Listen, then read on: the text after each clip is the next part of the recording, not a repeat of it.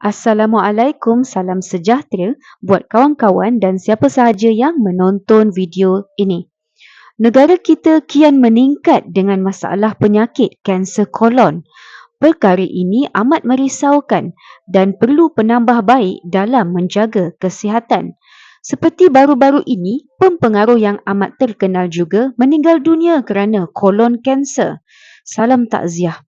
Dahulu ketika saya training di hospital, banyak sangat kes kanser kolon ini. World Health Organization (WHO) dan beberapa institusi perubatan mengenal pasti beberapa makanan, minuman yang meningkatkan risiko kolon kanser. Yang pertama sekali, daging yang diproses. Contohnya bacon, hot dog, sausage, salami, ham, deli meat.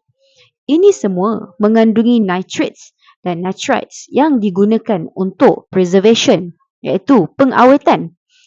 Ia boleh bertukar menjadi N-nitroso, iaitu penyebab kanser dalam badan. Yang kedua, daging merah. Memangnya sumber daging merah ini sangat kaya dengan vitamin B kompleks dan vitamin lain yang baik untuk kesihatan.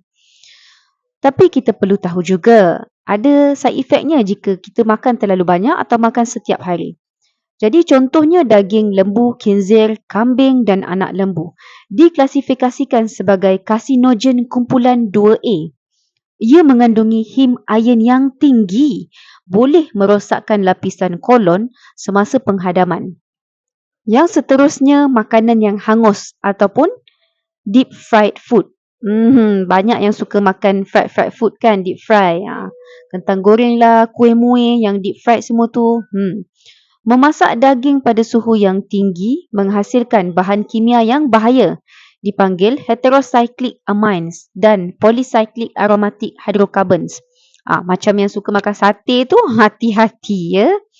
Okey, bahan kimia tersebut boleh merosakkan sel DNA. Yang seterusnya, yang keempat, minuman alkohol.